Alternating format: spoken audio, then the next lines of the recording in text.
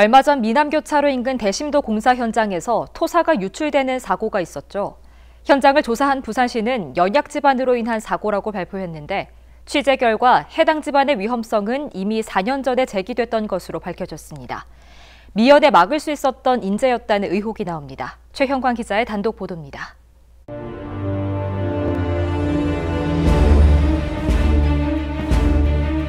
밑에서 쾅쾅쾅 이런 소리가 나면서 지질 조사를 좀 힘든 행위였고 미리 보강 설계를 했으면 하는 아쉬움이 있습니다.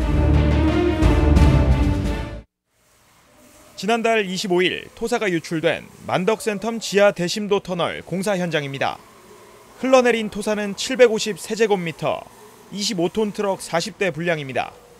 당시 시공사는 첫 토사 유출을 확인한 뒤 12시간이 지나서야 사고 사실을 부산시 건설본부에 보고했습니다. 부산시도 재난지침을 따르지 않은 채 자체 회의만으로 사고 수습에 나서 눈총을 받았습니다. 이후 추가 조사를 통해 내린 결론은 지하 연약 지반에서 토사가 유출됐다는 것.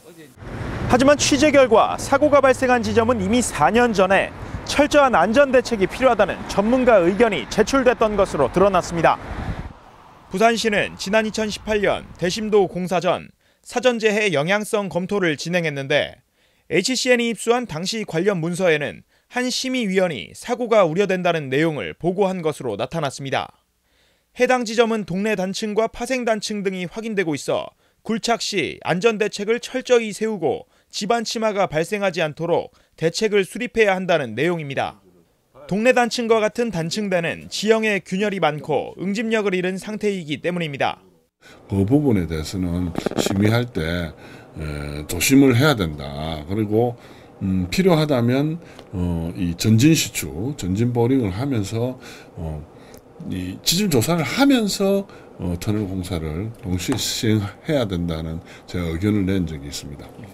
그런데 현장에서는 해당 의견이 전혀 반영되지 않은 채 공사가 진행되어 왔습니다. 공은 원래 설계에는 안 잡혀 있었고요. 인재를 해석을 들어갔는데 이번에 이제 빠진 거는 이제 그 예측도 좀 앞다리 벗어난 부분이 이제 생기면서 이제 그렇게 된 거죠. 이번 대심도 공사와 같이 굴착 도중 지질이나 집안 상태가 달라진 경우 재설계 과정을 거쳤어야 한다는 지적도 나왔습니다.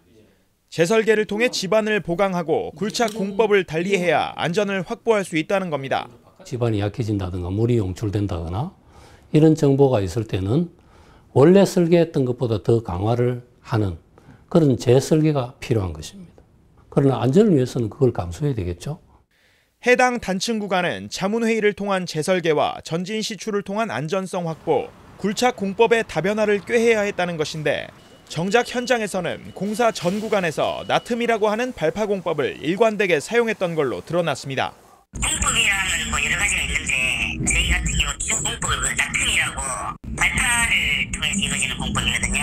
네. 그 나툼 공법으로 계속 이제 똑같이 진행을 하셨던 거네요. 네.